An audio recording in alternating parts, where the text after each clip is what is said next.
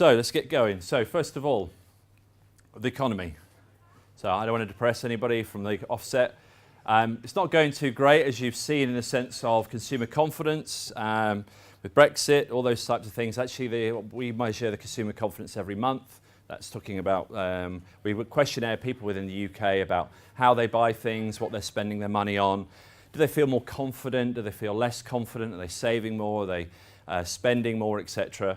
And actually, we've seen post-Brexit, we've seen a steady decline, and actually we just dropped another 4 points. So generally, the mood of the country is not great, and obviously all the news about Brexit, etc., is not helping that. When you're looking at some of the things, the impact of Brexit, one of the things is obviously the currency rate, whether against the euro and of course against the dollar, so that's putting all of us in the room under pressure regards pricing. We're also seeing a pending interest rate increase. Now, predictions are it's going to be Q1 next year, and obviously that's going to have an impact on consumer confidence, and people are going to start thinking and considering more about big ticket items, you know, when they're spending in the home, on washing machines, on tumble dryers, etc., when they're looking at new 4K TV, you know, is it a replacement market, is it a distressed market, those type of things. So interest rates are going to have an impact. And the other thing to consider is also the credit bubble. So we're seeing, you know, credit now, both in secured and unsecured, above the levels they were before the credit crunch. So, you know, when you're looking at retail sales, it's heavily being subsidised by credit cards, by unsecured loans and secured loans. And that, unfortunately, is starting to hit a yield. So people are now looking, and you know, the consumer is now looking and thinking, okay, I'm at my limit on my credit card, I'm at my limit on my secured loan, you know, even with a remortgage. So that's going to have an impact on people's spend, and we think that's going to start biting next year. Obviously, I already touched on exchange rate. We're going to see that obviously go through when we see the Brexit, and obviously that's not short term in the sense of its impact. When you're looking at the B2B space, larger contracts, a consideration period, you know, there's a lot of pressure for cost saving.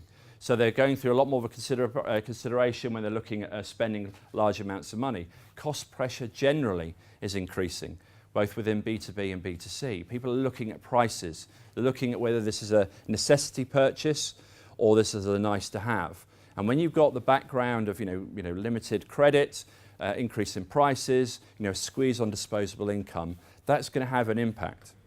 So whilst I'm going to talk about some opportunities there, overall, durable spend is not, we've seen about 600 million increase, and I'll touch on that in a moment, but that increase, I think, is going to slow. So, consolidation is one area that, you know, retailers buying other retailers, distributors buying other distributors, resellers buying other resellers. Organic growth is going to be challenged over the coming 18 months. So some of that growth is going to come through acquisition, because obviously shareholders need to see growth in profits and growth in revenue. But state of the market generally, July was actually, regards retail sales, was actually up. You know, looking at the value of retail sales month on month and year on year, it was up about 2%. Quarter on quarter, it was up 3.3%. So July was actually pretty good. July, obviously, some of that was subsidised, I say subsidised, as increased by the increase in prices, but also it was a shift towards higher price items, and I'll talk about that a bit more in a moment. But, you know, July, as I say, was good. This first half of this year has been pretty steady. But, you know, outside of promotional periods, we are going to see challenges going into next year.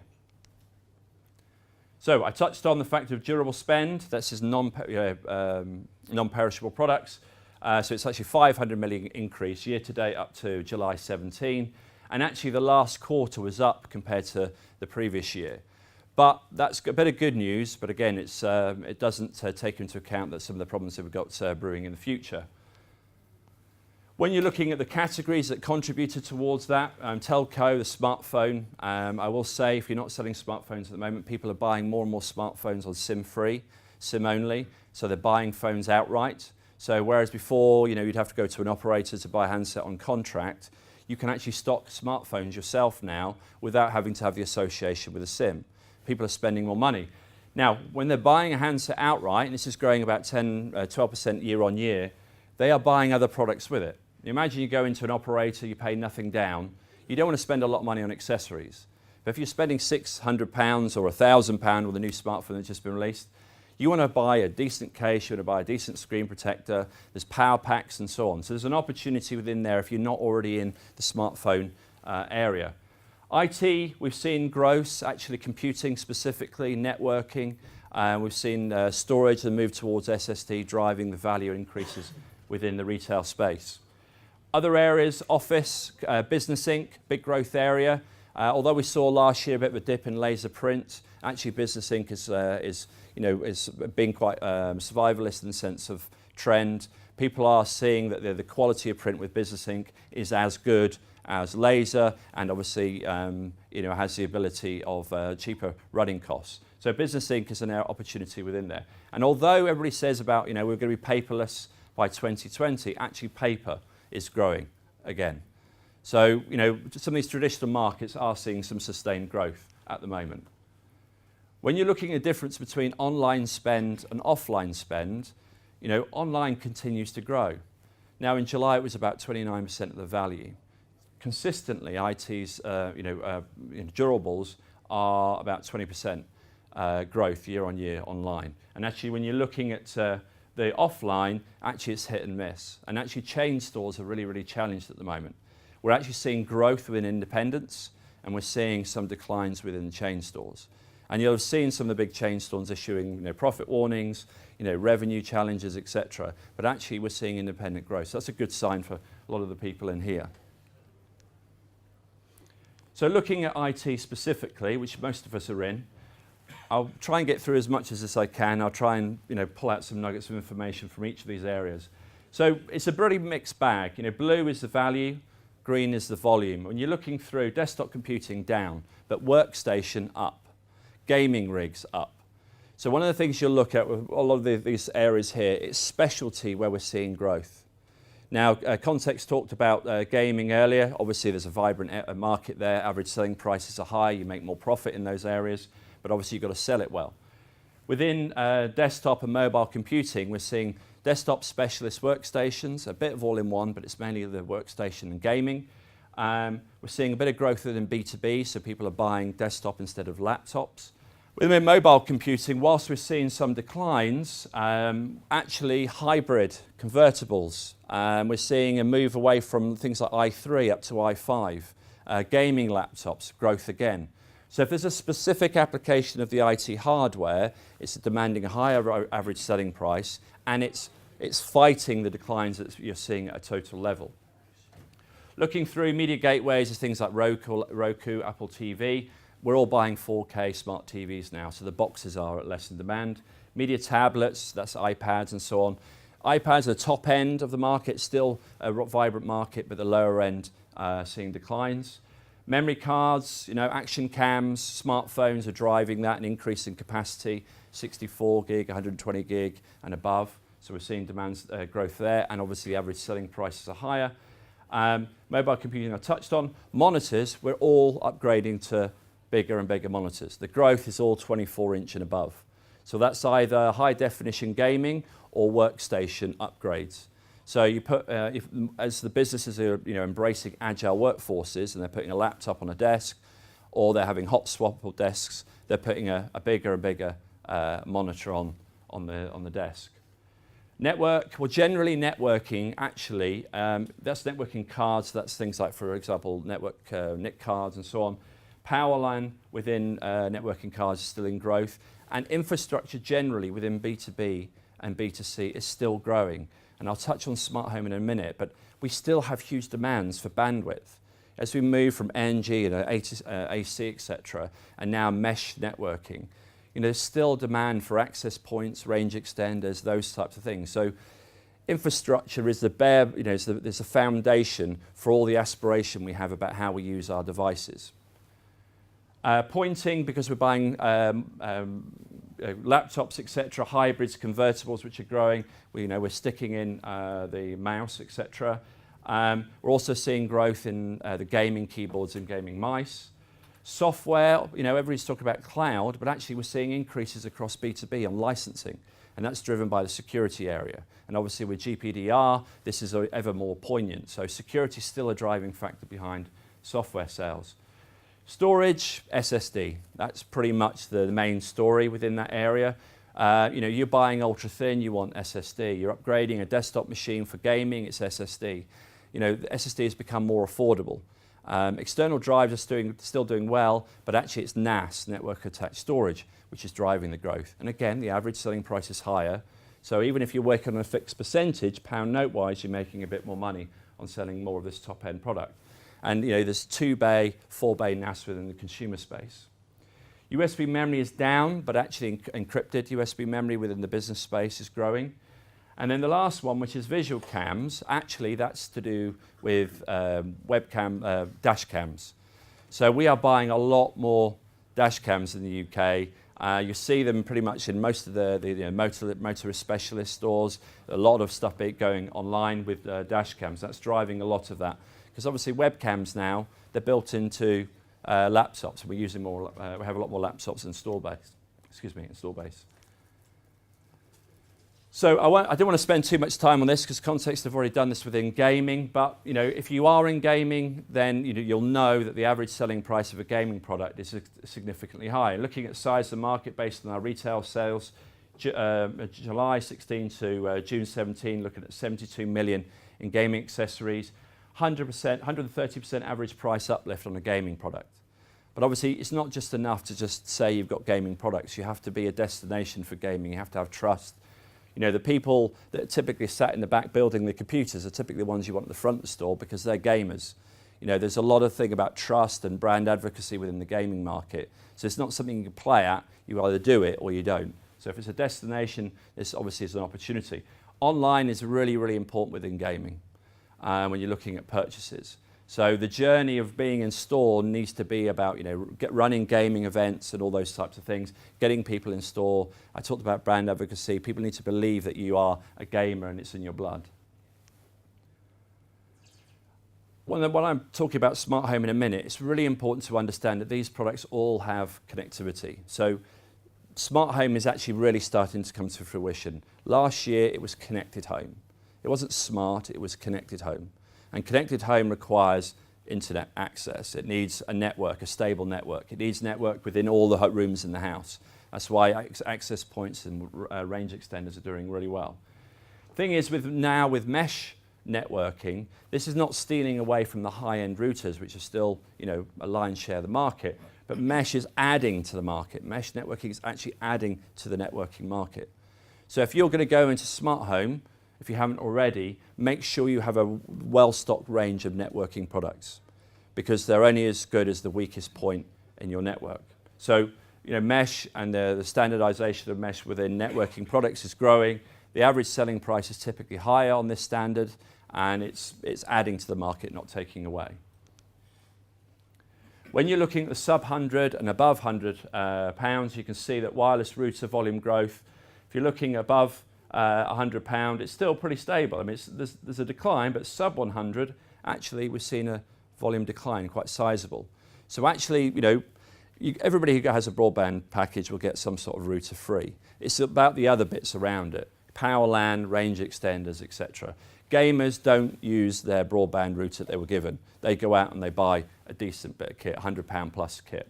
So, if you want to go, price points against the online retailers, online chain stores, that's fine, but there's not much margin in it. But actually there is a demand for higher end networking. So you can be confident that you'll be able to sell that type of product. So £100 plus still has volume growth overall. I touched on mesh. This is something to watch going forward as the connected home becomes more and more about smart home. So smart home, what I want to talk about today, well, something's happened this year. And that is things like Alexa, Cortana, Bixby, Siri, okay? AI.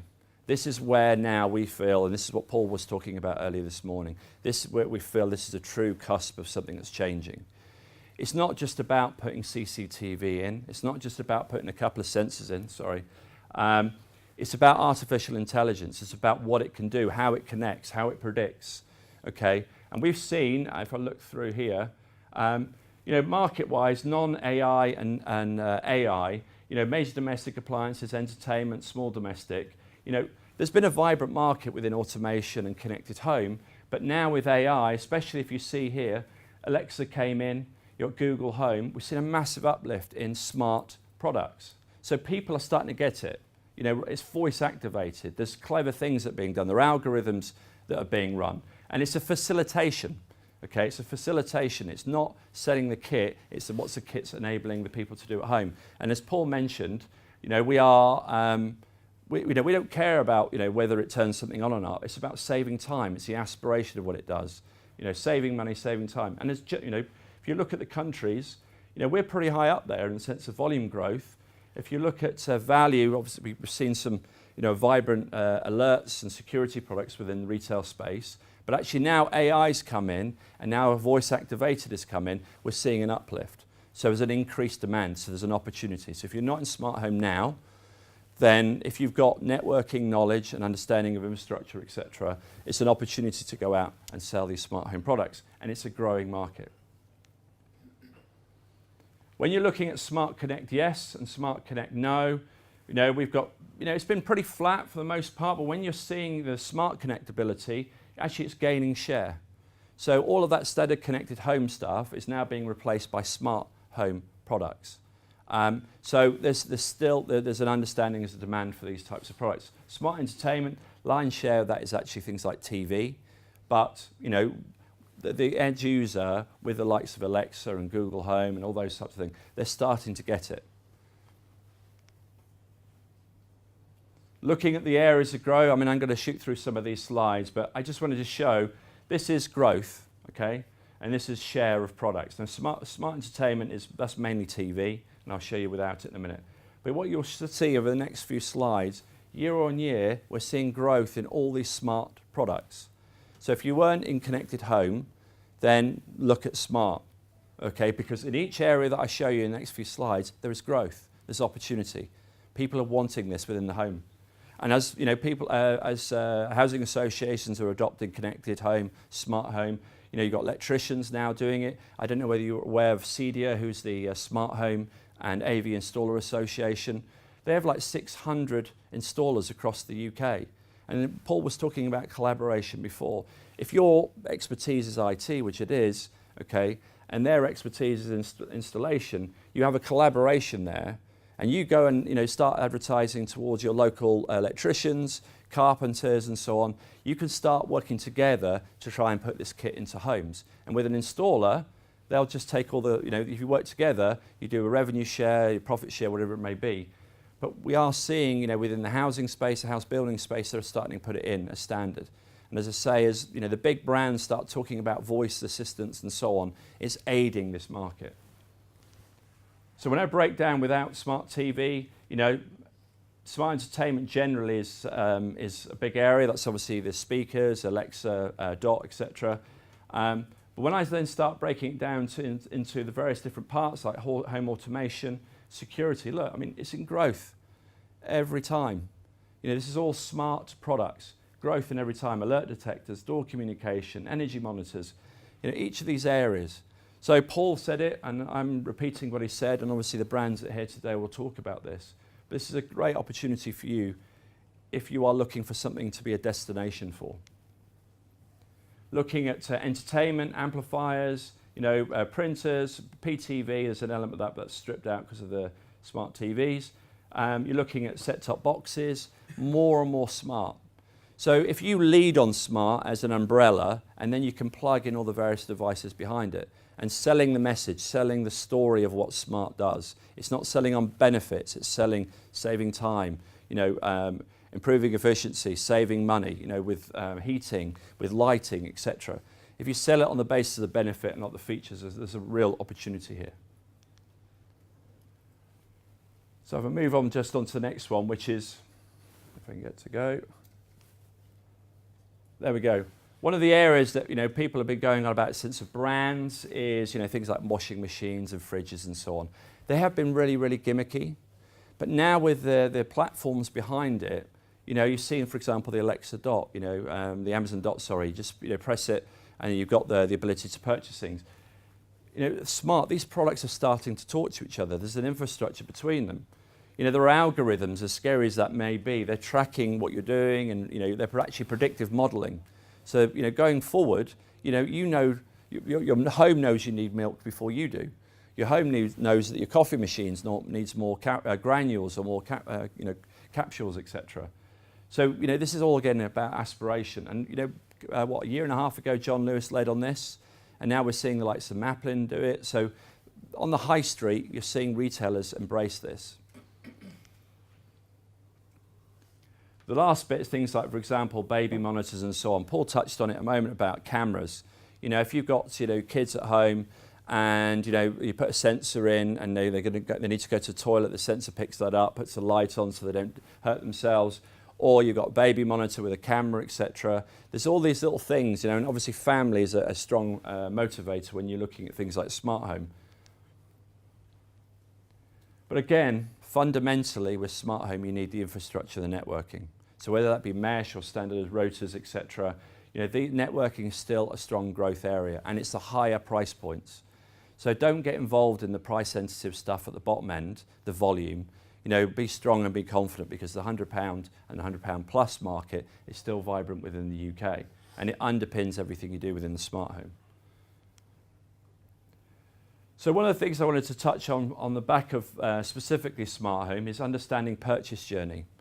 Now, all the customers you work with, and I was chatting to a few people earlier this morning, is why people buy from you. You've got your list of clients. Some of them they're regulars, some of them are off the street and they just walk in on the back of maybe an advert, etc. But understanding why people buy from you, understanding a bit more about what made them buy from you, and even those people who don't, if you're in the sort of the business space, why did they choose not to buy from you? If you engage with a customer, ask them questions, understand a bit more about them, because what will happen is they'll tell you more about what you are and what you stand for and that value. And Paul touched on it earlier today, and it's something we talked about at the Exertis event. What's the value? It's very easy to sell, but unless you understand what is the value around you, if you understand that, you can magnify it, you can make it more visible, you can sell on a story of that value rather than on the products, because the online guys are going to sell on volume and price every single time. So understand why people buy from you and then focus on that specifically.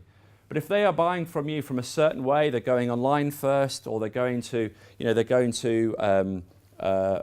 conferences, etc.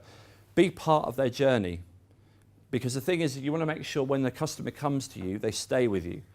If they want product information, make sure you have everything they need to know, because as soon as they start asking you questions you don't know, you lose an opportunity. They go elsewhere, and especially online, because it's very, very venal there. Be transparent about pricing. Everybody's picking their prices up. Over Christmas, a lot of the big retailers and the resellers held on to those price increases by diminishing their profit.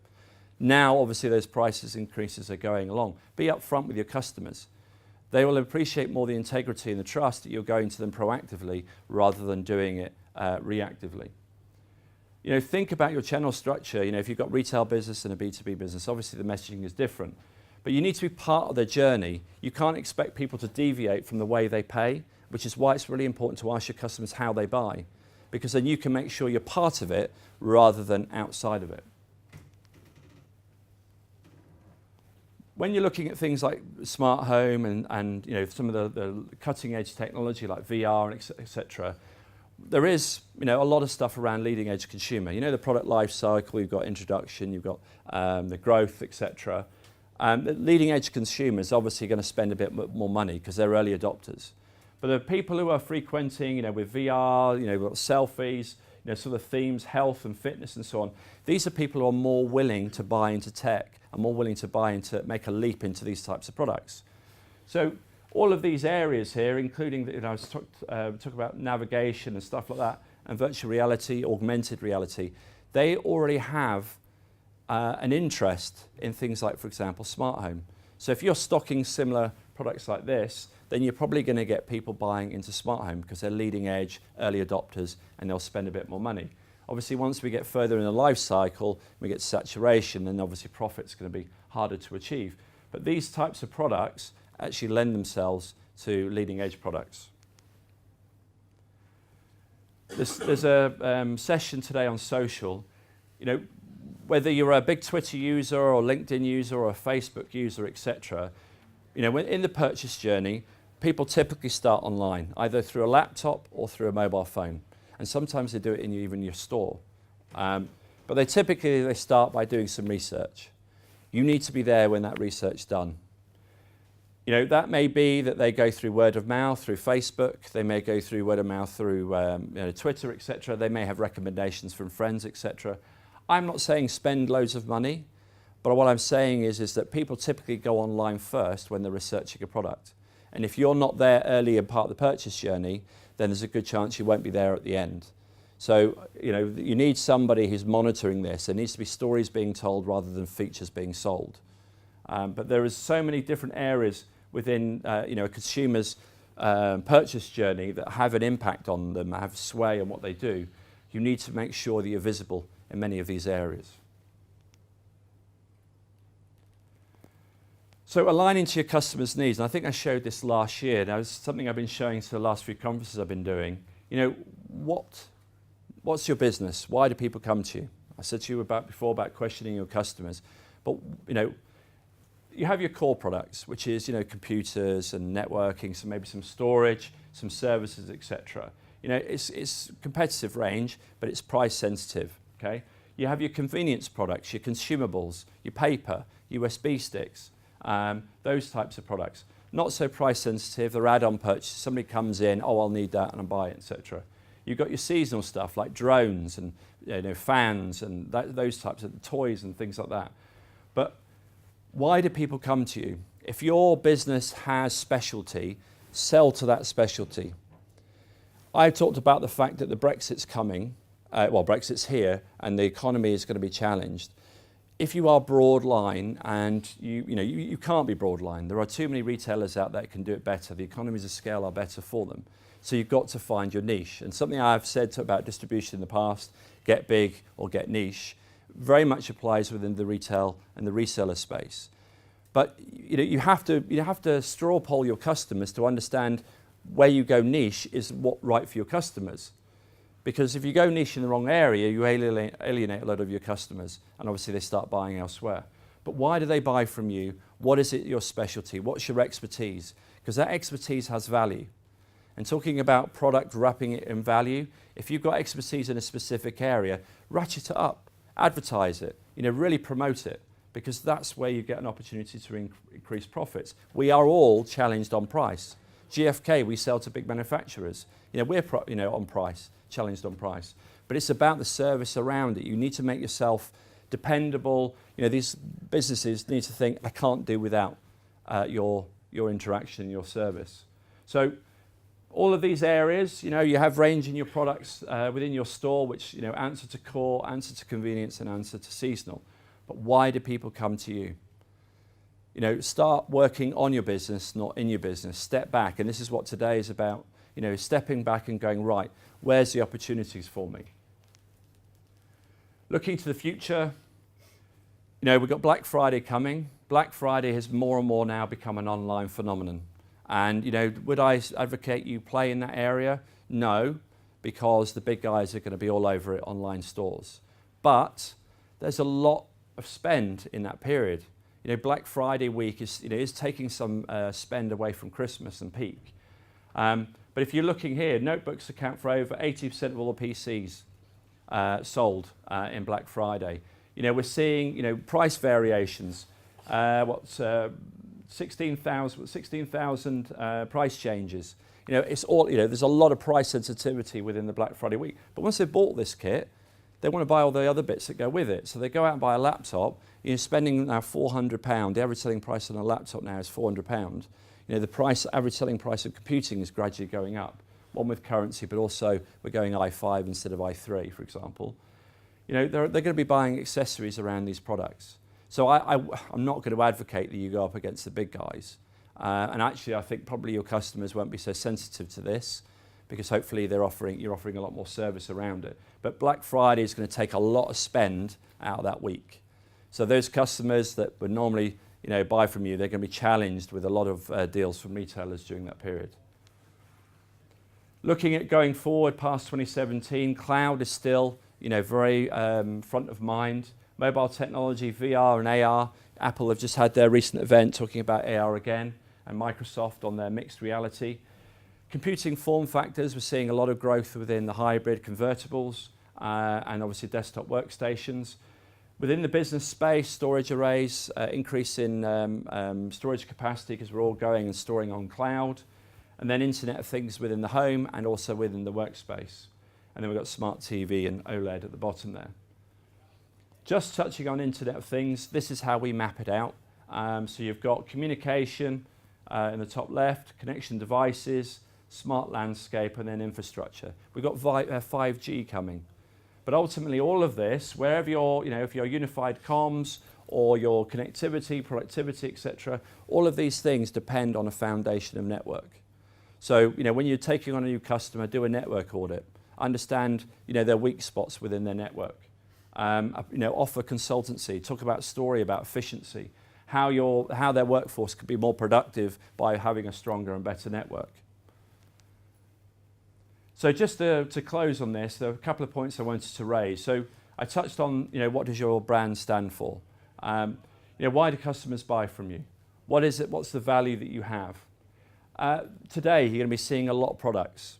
The fact of the matter is that the kit that you have in your store is a facilitator. Okay, we all love shiny products, but actually it's what they're used for. What they're doing, what they're achieving. They're saving money. They're making you more efficient. Are they increasing productivity, increasing profits? So whilst you're looking at these shiny products today, think about how they enable a story that you want to tell to your customers. There are two really important people in your customers. One is the sponsor and one is the money.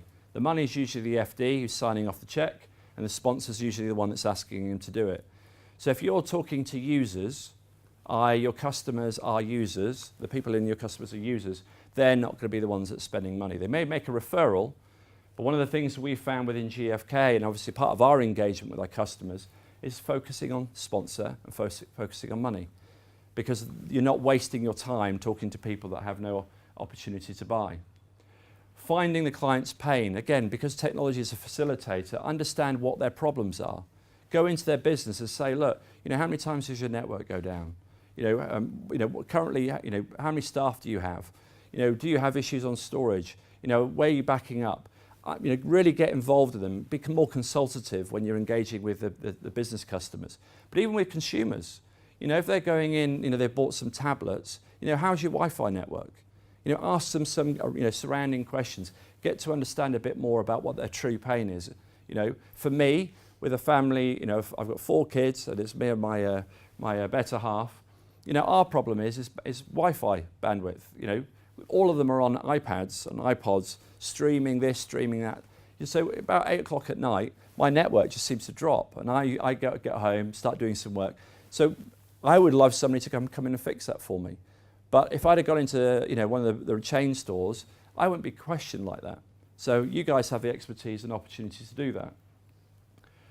Market forces are going to have an impact over the next 12 months to 18 months. In the recession taught us there were 3 ways out of it. 1, close up, and there was a lot of businesses that did close up. 2, bunker down, so just focus on the bits you have and make sure that works. Or 3, sell through it. Okay? Really examine your business, examine where your strengths are and work to those strengths, because it will get tough. Over the next 18 months, it's going to get tough. And with that, utilizing your strengths, utilizing your suppliers, use Target, use their warehouse, use your other distributors, use their warehouse, using price support, etc. Use their marketing. You don't have to be in it by yourself. There are people around you can collaborate with. You can work together, try and overcome some of the problems we're going to have. But, the last message I would say is focus on specialty. That's where the value is. Be confident that you're going in the right area by questioning your customers, but specialty is where the value is. The broad line stuff, let the big guys battle that out. And as you've seen from some of the big broad line retailers, they're having problems at the moment. Profit warnings, revenue warnings, etc. Even they're challenged on getting enough volume through the business to make a profit.